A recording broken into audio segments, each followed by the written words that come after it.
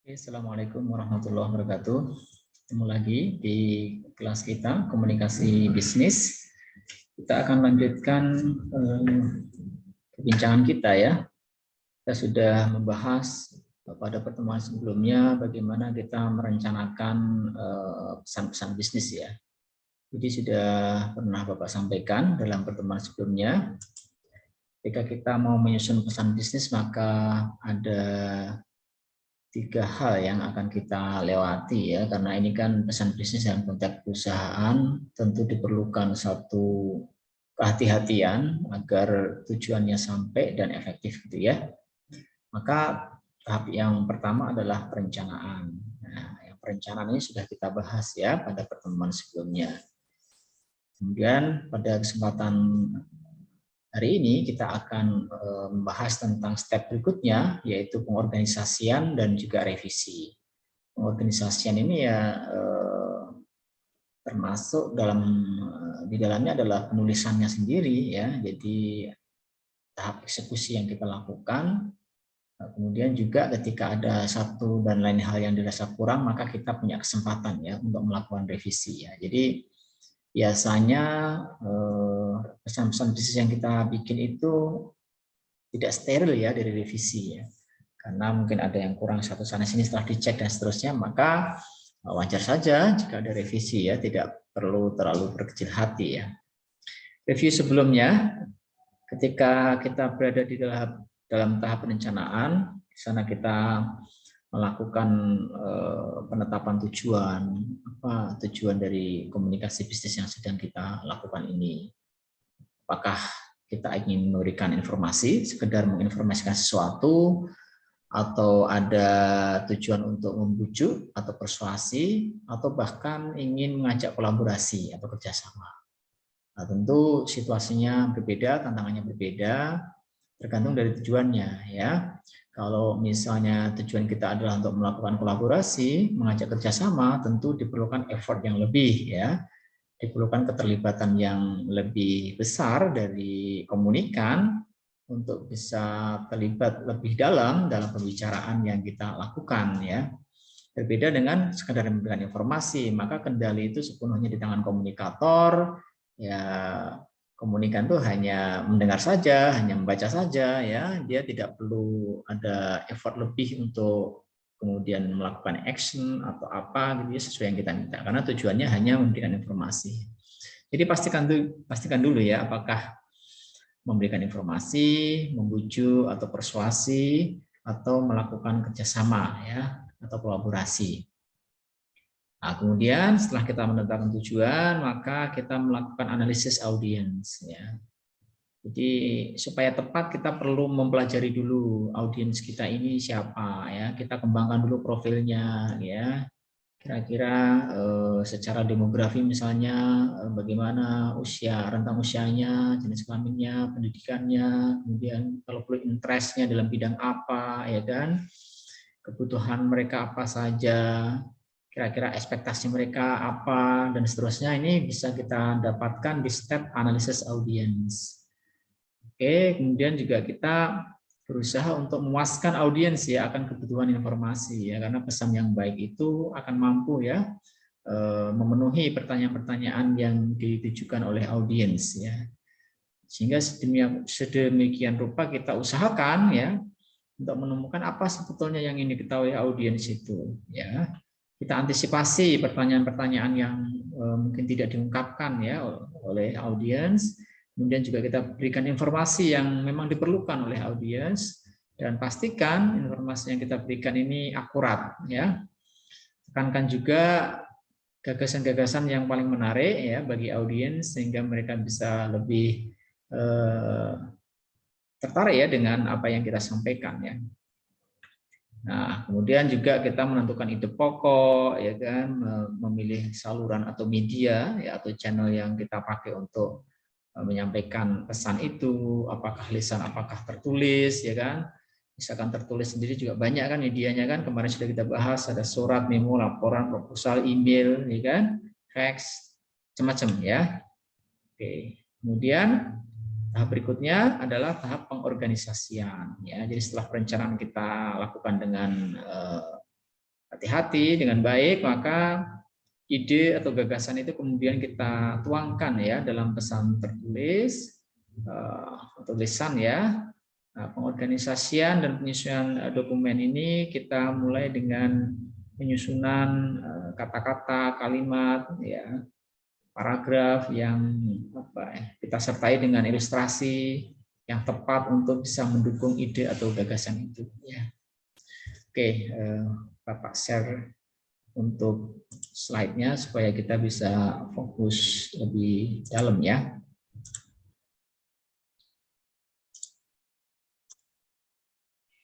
Oke, jadi setelah pesan yang akan kita sampaikan itu sudah kita persiapkan dengan baik, maka kita tuangkan pesan itu khususnya dalam bentuk tulisan. Yang ini juga dapat pula diterapkan dalam komunikasi lisan ya sebetulnya ya, seperti Bapak sampaikan. Kita mulai dengan menyusun kata-kata, kalimat, paragraf yang memberikan ilustrasi dan keterangan yang dapat membantu mengekspresikan ide pokok yang ingin kita sampaikan. Nah, ada beberapa sebab ketika pesan itu tidak terorganisasi dengan baik ya. Yang pertama bertele-tele, kan? Mana-mana gitu ya, tidak fokus ya, memasukkan bahan-bahan yang tidak relevan, ya, menyajikan ide-ide secara tidak logis. Kemudian informasi penting justru kadang-kadang tidak tercakup di dalam pembahasan. Nah, kalau ini kita dapatkan, berarti ya penyebab pesan kita ini tidak terorganisasi dengan baik gitu. Sebisa mungkin faktor-faktor ini bisa kita hilangkan sehingga pesan kita itu semakin bagus. Ya, kita sortir dulu, kita screening dulu. Apabila ada informasi atau bahan yang memang tidak relevan, ya nggak usah dipakai gitu ya. Kita singkirkan saja. Kita susun idenya itu secara kronologis, secara logik sehingga mudah dipahami, gitu ya. Dan jangan lupa pastikan semua informasi yang terkait yang memang penting itu harus disertakan. Jangan sampai kita menyajikan fakta-fakta yang tidak relevan, tapi justru informasi yang terpenting malah tidak masuk ya dalam pesan bisnis yang kita susun. Nah, cara mengorganisasi pesan bisnis yang baik ada beberapa tips ya. Yang pertama, pastikan subjek dan tujuannya jelas. Ya, semua informasi yang berhubungan dengan subjek dan tujuan itu kita grab, kita sampaikan dengan baik ya, sehingga mendukung ya apa yang ingin kita sampaikan. Kalau ada ide-ide yang banyak gitu ya, maka dikelompokkan ya. Ide itu dikelompokkan, disistemasi, kita sajikan dengan cara yang logis dan pastikan semua informasi penting itu tercakup ya. Misalnya ya, kalau kita bikin surat penawaran ya, tentu di sana part number-nya apa, nama barangnya, description-nya apa, kemudian harga per unit-nya berapa, ya kan? Kemudian cara pembayarannya bagaimana, term of payment-nya bagaimana, ya. Kemudian syarat and condition-nya seperti apa, apakah FOB, CIF, yaitu istilah-istilah dalam logistik ya. Itu dipastikan karena informasi itu penting ya, sesuaikan dengan pesan bisnis kita. Nah, kalau kita sudah bisa mengorganisasikan dengan baik pesan-pesan bisnis itu, maka banyak sekali manfaat yang bisa kita dapatkan. Yang pertama tentu adalah membantu audiens dalam memahami suatu pesan. Ini dari sisi kognitif ya, kognitif itu dari sisi pikiran ya, dari sisi logika. Karena kalau pesannya berantakan, tentu audiens akan kesulitan gitu dalam memahami. Nah, maka kita bantu dengan susunan yang baik sehingga secara kognitif audiens kita dimudahkan untuk bisa mencerna apa yang kita sampaikan. Kemudian membantu audiens juga untuk menerima suatu pesan ya, dan juga menghemat waktu audiens karena dia tidak butuh waktu banyak untuk sekedar memahami, kemudian mencari informasi sana sini, mengkonfirmasi dan seterusnya, karena informasi kita sudah sangat jelas, sudah sangat tersusun dengan baik sehingga tidak menimbulkan multitafsir. Nah, tentu saja pengorganisasian yang baik ini juga mempermudah pekerjaan komunikator ya. Orang yang bertugas untuk mengkomunikasikan ini tentu akan dimudahkan apabila naskah ya, apabila pesan pesan bisnis itu sudah tersusun dengan baik ya, tentu dia akan lebih mudah dalam menyampaikannya. Nah, kenapa organisasi pesan itu yang baik itu penting? Nah, ini saya tekankan lagi di sini karena pengorganisasian pesan yang baik itu pasti akan membantu penerima memahami ya. Ini sudah singgung ya. Kemudian pengorganisasian pesan yang baik juga membantu audiens untuk bisa menerima. Menerima itu tidak sekedar tahu, tapi juga kemudian membenarkan, kemudian mengokekan gitu ya. Kemudian bisa memberikan feedback yang semestinya ya. Dan tentu pengorganisasian yang baik juga akan menghemat waktu dari audiens ya. Nah, ada pengorganisasian pesan melalui outline ya. Kita bisa ya membuat suatu outline ya, biasanya terdiri dari 3 tahap ya. Yang pertama mendefinisikan dan mengelompokkan ide-ide pokok. Jadi ide pokoknya itu di list dulu, kemudian dikelompokkan dulu ya supaya kita punya guidance ya secara garis besar apa saja yang ingin disampaikan itu ada di dalam outline ide pokok itu ya. Kemudian menentukan urutan dengan rencana organisasional dan memilih rencana organisasional yang paling tepat.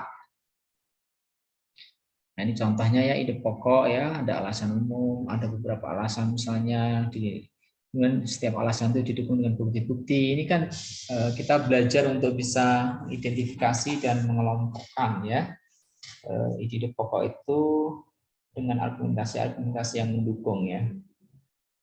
Nah, ada beberapa urutan ya yang bisa kita lakukan dalam rencana organisasional. Pendekatannya itu ada 2 ya, ada pendekatan langsung dan pendekatan tidak langsung ya. Pendekatan langsung yang istilahnya ada direct approach atau deduktif ya. Jadi deduktif di pendekatan langsung. Dalam pendekatan ini maka ide pokok yang ingin kita sampaikan itu kita munculkan di awal. Jadi ide pokoknya dulu baru kemudian didukung oleh ide-ide pendukung, bukti-bukti pendukung itu belakangan. Itu namanya deduktif atau pendekatan langsung. Ya, ini kita pakai jika dalam konteks biasanya reaksi audiensnya itu cenderung positif dan menyenangkan. Ya. Jadi tidak semuanya cocok ya dengan pendekatan langsung ya. Dan juga yang pas dengan pendekatan tidak langsung atau indirect approach atau induktif. Ini bukti-bukti penjelas itu kita munculkan lebih dulu. Jadi kita nggak langsung to the point, tapi kita berusaha untuk masuk pelan-pelan gitu ya dengan memberikan sekian banyak argumentasi dan seterusnya. Baru kemudian ide pokoknya dimunculkan belakangan. Ini reaksi audiens cenderung negatif dan tidak menyenangkan ya. Ini biasanya konteksnya pas seperti ini ya. Oke, kita lanjutkan. Ini pendekatan langsung dengan pendekatan tidak langsung ya. Untuk posisinya ide utama itu untuk atau berita baik itu biasanya kan reaksinya kan positif ya. Nah, itu kita biasanya langsung ya kalau ide baik berita baik itu ya ditaruh di awal ya untuk ide pokoknya. Kalau itu saya katakan berita baik ya. Nah, kalau misalkan berita buruk, nah biasanya dimunculkan di belakangan ya. Kita kasih dulu fenomenanya begini, kondisinya gini, ujung-ujungnya beritanya tidak baik. Jadi hanya pendekatan supaya lebih pas aja sebetulnya ya. Ada beberapa kelebihan ya dari pendekatan masing-masing itu ya. Pertama kalau deduktif atau direct approach itu tentu menghemat waktu membaca karena begitu dia lihat langsung ketemu ide pokoknya. Udah kadang-kadang nggak perlu lihat penjelasannya gitu ya. Kemudian menetapkan bingkai berpikir yang tepat, punya frame berpikir yang jelas dari awal, tepat, kemudian mencegah frustasi ya karena dimudahkan dalam mengambil kesimpulan ya. Kemudian indirect approach atau induktif ini punya keunggulan menghargai perasaan audiens. Ini terutama kalau memang beritanya berita yang kurang baik itu kan jangan langsung to the point ya, ada pengantarnya dulu lah, ada sedikit basa-basinya dulu gitu ya, baru kemudian ke ide pokoknya ini dalam rangka menghargai perasaan audiens ya supaya nggak kaget, supaya nggak shock dan seterusnya misalnya ya. Kemudian mendorong penerimaan yang baik agar mereka mampu memahami, tidak kaget dan seterusnya, dan juga meminimalkan reaksi negatif. Jadi kelihatan ya dari sini ya kapan kita harus pakai deduktif, kapan kita bisa pakai induktif ya. Nah ini contoh nih ya, misalkan Ada case seperti ini, saudara sebagai manajer meminta karyawan bekerja lembur untuk memenuhi tenggat waktu yang penting. Nah, kira-kira pakai direct atau indirect? Ya, ini maksa karyawan lembur nih ya. Ini bisa indirect, bisa indirect. Kalau karyawannya itu pengen banget lembur karena untuk nambah jatah dapur gitu ya, supaya overtime-nya tinggi ya bisa direct ya, karena mereka seneng nih disuruh lembur. Konteksnya ada yang seperti itu ya, untuk operator misalkan yang lembur tiap jam dibayar, tentu mereka seneng nih kalau suruh lembur ya, karena bayarannya tambah gitu kan.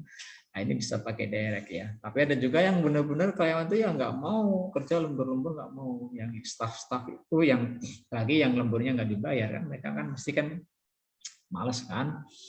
Nah tentu, tapi kan kita butuh mereka masuk ya, karena ada tenggat waktu, ada deadline. Ini bisa kita sampaikan dengan indirect ya. Kita kasih argumentasi dulu, kita kasih gambar tentang situasi saat ini, kenapa dibutuhkan kita harus lembur dan seterusnya ya. Yang kedua, misalkan manajer saudara mempromosikan saudara sebagai staff manajer SDM menjadi wakil manajer. Jadi ini ada promosi ya, dari staff ke wakil manajer. Nah, ini cocoknya ya direct ya atau deduktif ya. Karena ini kan good news nih, biasanya orang senang kalau to the point nih, good news nih. Saudara minta cuti kepada bos saudara karena harus menghadiri pernikahan adik saudara. Nah, ini cenderung ke indirect ya sebetulnya. Ya tergantung konteksnya sebetulnya, karena ini kita nggak saklek sebetulnya ya, tergantung penyampaiannya ya.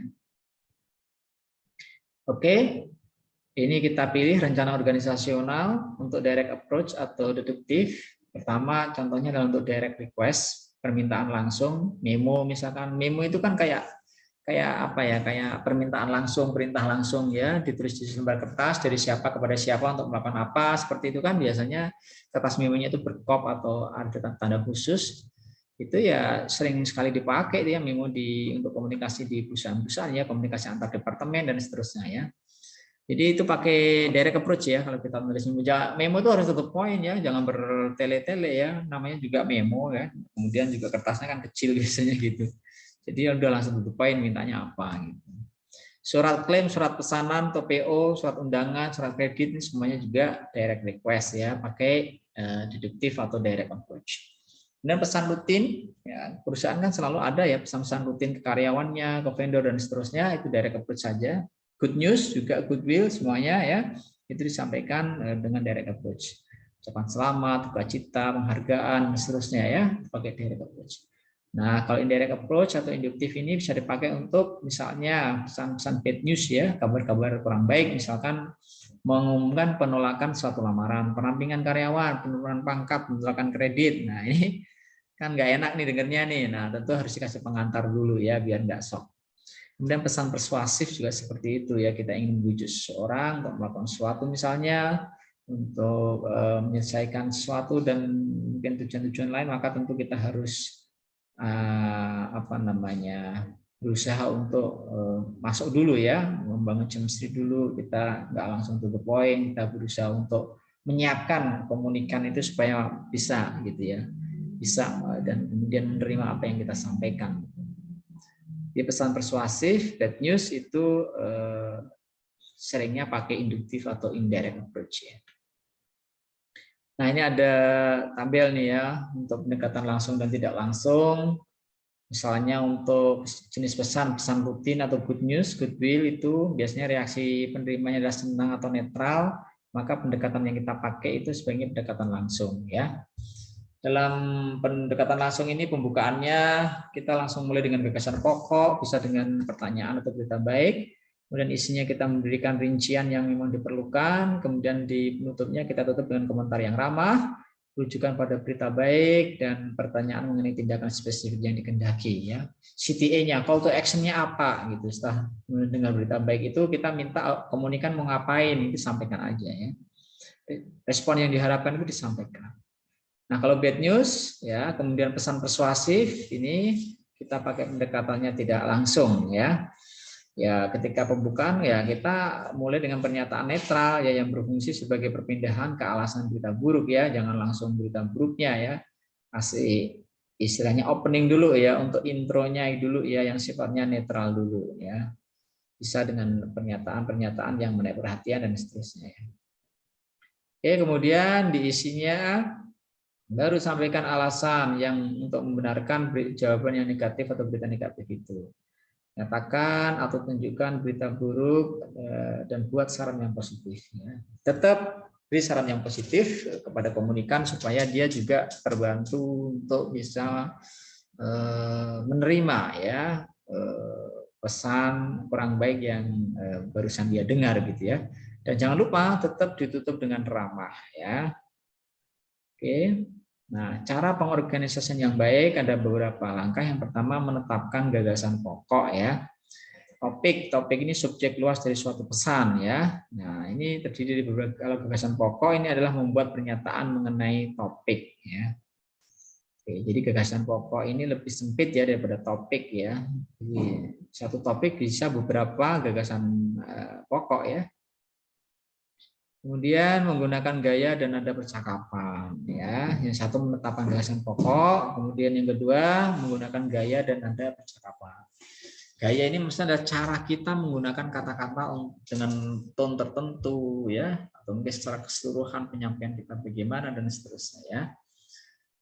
Oke, kita dapat memilih ya beberapa gaya, baik dalam penyusunan kalimat maupun penggunaan kata-kata untuk menunjukkan apakah pesan yang kita kirim itu sifatnya personal atau umum, memaksa atau tidak, dan seterusnya. Itu bisa ketahuan dari gaya bahasa yang kita pakai. Tentu kita sesuaikan ya. Nah, kemudian dewasa ini ya, komunikator bisnis umumnya sih menggunakan nada percakapan yang praktis, nggak terlalu formal ya, supaya tidak membosankan. Kemudian juga mereka istilahnya itu membangun hubungan yang ya inilah ya yang wajar gitu ya, tidak berlebihan lah sehingga kemudian kesannya itu sombong atau kesannya itu menceramahi, kesannya itu terlalu dekat dan seterusnya ya. Mereka harus atur ini karena ini kan konteksnya konteks bisnis ya. Jadi tetap walaupun semuanya praktis, nggak terlalu formal, tapi juga harus tetap saling menjaga supaya tetap ada kesan profesional di sana. Kita lanjut. Nah, ini contoh nih ya, pengorganisasian pesan bisnis ya. Ini ada orang yang ini istilahnya itu menyampaikan feedback ya. Atau kita baca aja ya. Misalkan ya. Terima kasih atas surat Anda tertanggal 10 April 2006 yang bermaksud agar kami mengganti sepatu yang Anda pesan dengan model sepatu yang lain. Perlu Anda ketahui bahwa kami menganjurkan kepada konsumen untuk mencoba mengenakan sepatu yang baru dibelinya untuk berjalan beberapa saat guna memastikan kesesuaian ukuran dan merasakan kenyamanannya. Apabila Anda menghendaki model dan ukuran yang berbeda, kami segera mengirimkannya setelah sepatu yang kurang sesuai dikembalikan. Ini satu case tuh ya. Ini ada lagi case yang lain. Pada sepatu yang Anda kembalikan, kami mendapatkan noda lumpur pada solnya ya, dan goresan pada haknya. Seandainya sepatu yang Anda kembalikan kami terima tanpa noda tersebut, kami bersedia menggantinya. Oleh karena itu, dengan menyesal kami tidak dapat memenuhi permintaan Anda. Model Black Stancy merupakan sepatu produk kebanggaan kami dengan kualitas terbaik yang terjamin terbuat dari kulit pilihan, tahan lama dan nyaman dipakai. Nah, ini menegaskan ya jawaban atas mungkin request dari customer ini ya. Kita menolak mengganti gitu ya, karena memang ternyata yang dikembalikan itu kondisinya sudah ini ya, sudah kotor, kemudian ada goresan dan seterusnya ya. Kita keberatan untuk mengganti itu, tapi disampaikan dengan bahasa yang baik. Ini ada lanjutannya. Meskipun kami tidak dapat memenuhi permintaan Anda, kami harap Anda dapat memahami alasan kami. Dan kami berharap Anda tetap bersedia membeli produk-produk yang kami produksi ya di waktu yang lain. Bersama ini kami sertakan kupon diskon yang dapat Anda gunakan apabila Anda membeli sepatu di toko pengecer resmi produk kami. Nah, jadi walaupun kita menolak, kita juga berusaha untuk berempati. Kita berharap mereka tidak kemudian lari dari kita, ya, sebagai customer kita. Mereka kita harapkan tetap bisa menjadi customer kita. Kemudian kita coba untuk kasih pelipur lara ya, dengan memberikan kupon diskon ya yang bisa digunakan untuk membeli sepatu di toko pengecer yang resmi. Ini kan salah satu closing yang ramah dan closing yang ya diharapkan bisa bisa diterima lah oleh customer ya. Oke, kenapa revisi pesan itu diperlukan? Karena pesan bisnis ini kan sudah direncanakan, kemudian dibuat sedemikian rupa, ya. Tapi kan kadang-kadang ada saja kan kekurangan di sana sini, kemudian ada info-info baru yang mungkin lebih up to date dan seterusnya, sehingga itu harus diadakan revisi ya. Dan kadang-kadang orang menulis pesan bisnis juga tidak langsung sempurna gitu ya. Ada kata-kata yang mungkin kurang pas, kurang mudah dicerna dan seterusnya ya. Karena ini dalam konteks pesan bisnis tertulis ini mudah ya direvisi, nggak ada masalah. Kalau Anda jadi manajer, kemudian Anda punya anak buah itu yang membuat redaksinya, tentu kalau jam terbangnya sudah tinggi, Anda nggak perlu banyak revisi. Tapi kalau untuk anak baru, karyawan baru, staf baru, biasanya kita perlu beberapa revisi karena dia belum paham style kita. Gitu. Dia belum bisa membaca, kita tuh maunya kalau surat tuh begini, itu belum paham. Gitu. Biasanya banyak revisi di awal-awal. Tapi kalau sudah mulai tahu istilahnya selera bosnya gitu ya, dia sudah bisa paham tuh gaya bahasanya yang disukai yang seperti ini. Nah kalau sudah seperti itu maka biasanya revisi itu ya sedikit lah ya, udah jarang-jarang ya kadang-kadang aja kalau ada masukan dan seterusnya bisa. Itu pernah juga saya alami pengalaman seperti itu ya. Jadi di awal-awal itu kita sempat bingung nih maunya apa nih, kenapa direvisi melulu gitu kan, kenapa nggak dari tadi gitu. Revisinya kok sampai istilahnya berulang-ulang dan berbeda dengan revisi yang pertama. Artinya kenapa nggak disampaikan sekalian sehingga kita ngerevisinya itu cukup sekali saja gitu. Itu maunya kita kan gitu. Cuman kan kadang-kadang kan bos kita punya perspektif yang berbeda gitu. Ketika melihat sebuah pesan bisnis, bisa laporan, ya, bisa proposal, bisa surat dan seterusnya. Mungkin di revisi yang kedua, ketiga dia baru muncul ide lain gitu yang kira-kira harus dimasukkan ke dalam pesan itu misalnya, yang tidak, yang belum ada ide itu ketika kita mengajukan pertama kali misalnya. Ya kita pahami saja lah ya, tidak ada masalah ya. Oke, jadi inti revisi pesan bisnis itu adalah bagaimana kita melatih keterampilan revisi, memilih kata-kata yang tepat, membuat kalimat yang efektif, dan juga mengembangkan paragraf dengan baik. Menulis dengan ringkas ini salah satu keterampilan yang perlu kita latih ya. Hilangkan kata-kata yang nggak perlu ya. Jadi kita berusaha untuk berpikir yang efisien. Misalnya nih, contoh nih ya, ada beberapa kombinasi kata yang nggak perlu ya, yang harus kita hindari. Kita ganti dengan yang simpel-simpel. Misalnya begini. Untuk sejumlah dari, ini kan terlalu bertele-tele ya. Kita bisa cari kata padanan yang efisien, misalkan untuk gitu aja. Dalam peristiwa bahwa, kita ganti dengan bila. Pada kejadian hari, kita ganti pada. Ya. Sebelum memulai dari, nah, kita ganti dengan sebelum. Dalam waktu dekat, kita ganti segera. Mempunyai kemampuan untuk, kita ganti dapat. Ya kan? Pada saat sekarang ini kan terlalu bolos, pada saat sekarang ini. Ya. Ini bolos banget nih kata-katanya nih ya. Cukup kita ganti dengan sekarang. Karena kenyataan bahwa ini kan juga buang-buang kata nih ya, cukup kita ganti dengan karena. Ya, jadi semakin banyak berlatih tentu kata-kata yang kita pakai itu akan semakin efisien. Ya. Kita gunakan saja kata-kata yang pendek dan hilangkan kata-kata yang berlebihan. Misalnya dalam tahun sebelumnya perusahaan mempercepat operasi produktif. Ini kita bisa ganti dengan yang lebih pendek tapi lebih mudah dipahami.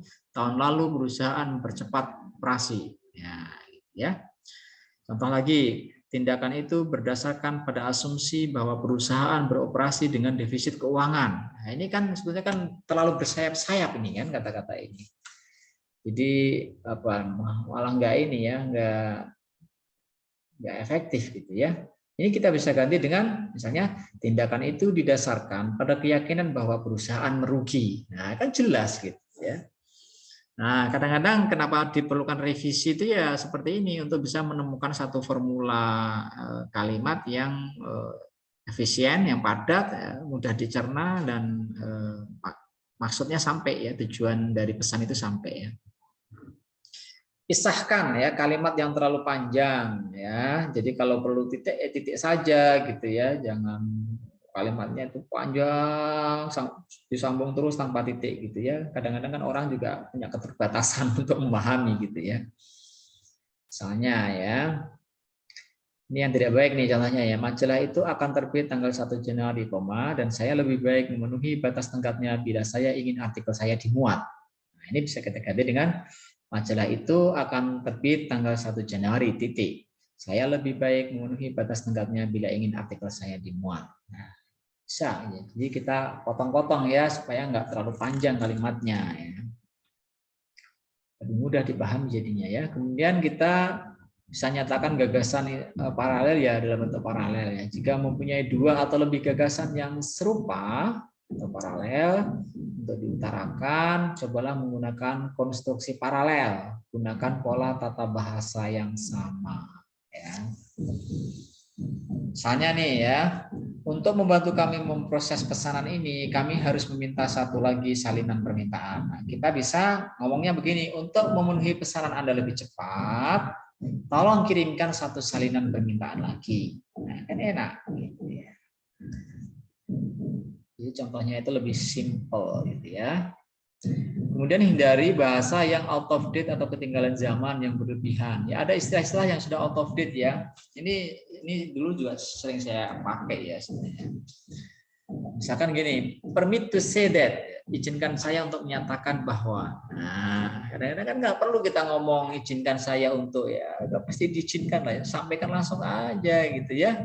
Nggak usah minta izin, orang tua kita kan menyampaikan sesuatu kan gitu. Kindly advise, atau kabarkan. Ini dulu saya sering pakai ini nih waktu berkirim surat ke mitra bisnis, kindly advise, ditutup dengan gitu.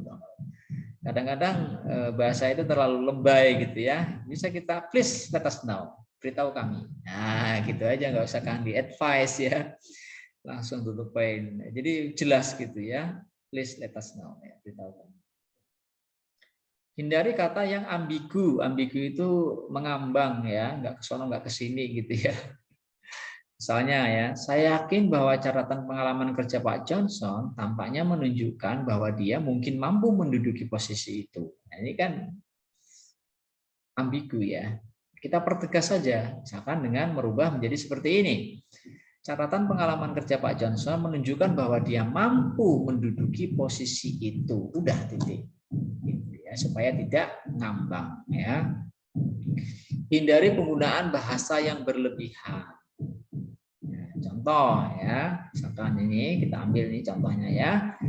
Setelah mengadakan pasokan tambahan, saya akan mulai memenuhi pesanan Anda. Nah, ini kurang bagus ya. Kita bisa ganti dengan saya akan memenuhi pesanan Anda bila saya sudah menerima pasokan lagi. Oke, atau misalkan ini ya. Pemeriksaan catatan menunjukkan defisit yang cukup besar untuk periode pembukuan sebelumnya yang diakibatkan dari penggunaan mekanisme yang sudah kuno. Nah, ini kan boros nih ya. Kita tidak menggunakan kata yang jelas gitu ya. Apa maksudnya mekanisme yang sudah kuno gitu ya? Kita ganti saja dengan misalnya ini.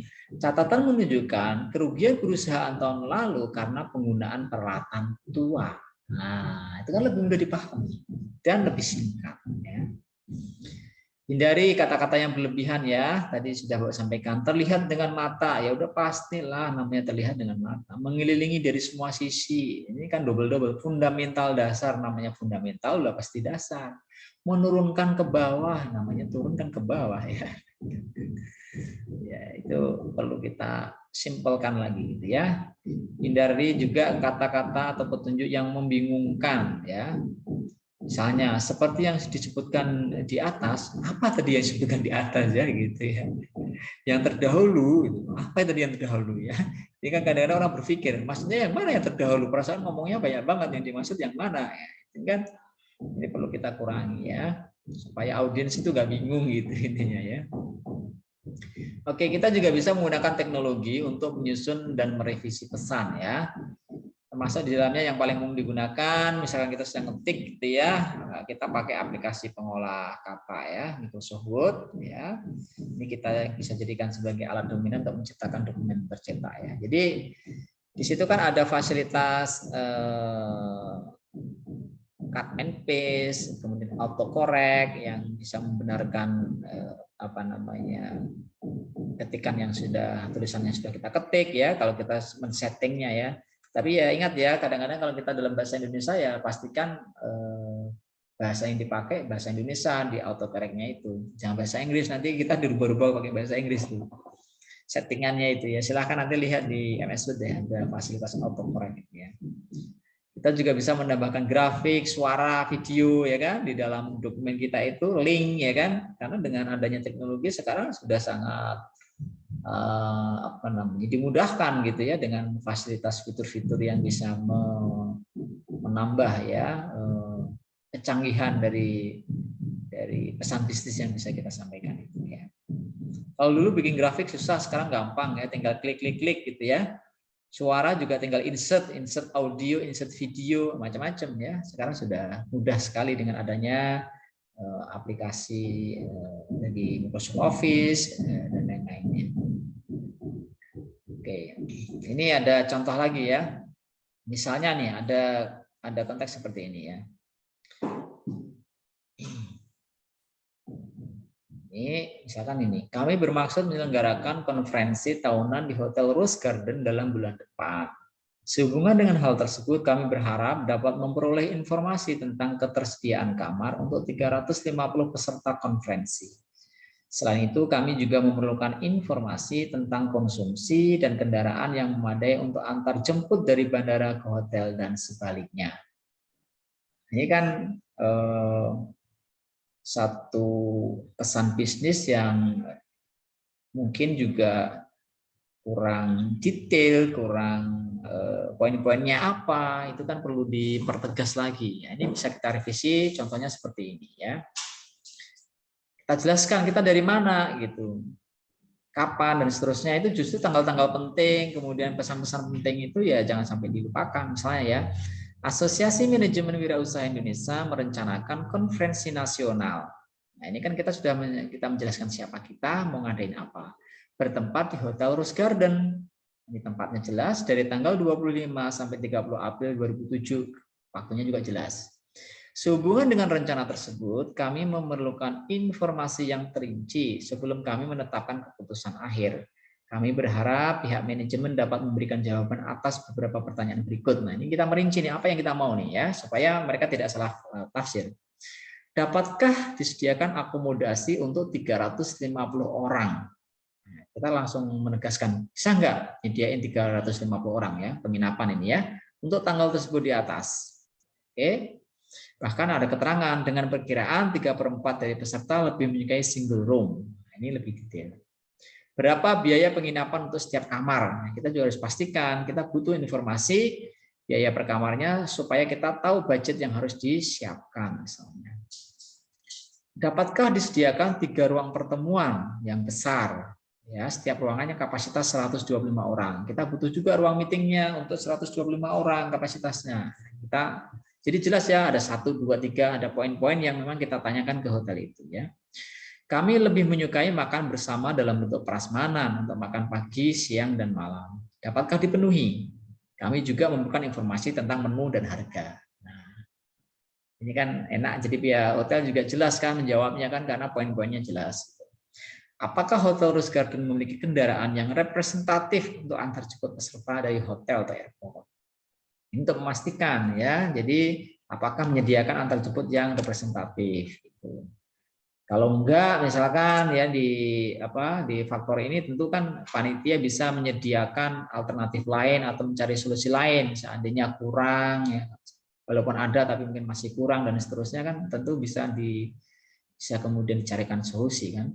Tapi kan poin-poinnya jadi jelas. Jadi pihak hotel itu langsung bisa memberikan jawaban atas poin-poin yang ditanyakan ini, sehingga ya tidak terjadi miskomunikasi ya. Sehingga di hari H itu jelas gitu ya. Di hari H itu semuanya sudah jelas apa yang harus disiapkan, kondisinya seperti apa dan seterusnya, sehingga meminimais adanya kesalahpahaman atau mungkin ketidaknyamanan ya. Oke, itu pancingan materi ya pada kesempatan hari ini pada tahap pengorganisasian dan revisi pesan bisnis. Silahkan dicermati lagi, dan kalau ada pertanyaan mari kita diskusikan bersama. Ada case-case tertentu ya sebetulnya ya dalam bidang ini yang bisa kita bicarakan, yang kita bisa diskusikan ya. Karena di dalam praktek kerja nyata gitu ya, dalam kehidupan sehari-hari di perusahaan, miskomunikasi itu kadang terjadi ya. Sering bahkan kadang-kadang ya, hanya gara-gara ketidakjelasan dari ini maksud yang kita sampaikan. Jadi orang tuh menerimanya juga berbeda. Itu bisa kita hindari kalau sejak awal ada 3 proses tadi ya yang kita lalui dengan baik, mulai perencanaan, pengorganisasian dan revisi itu kita jalankan dengan baik. Oke, demikian dari saya, kita lanjutkan dengan diskusi. Terima kasih. Assalamualaikum warahmatullahi wabarakatuh.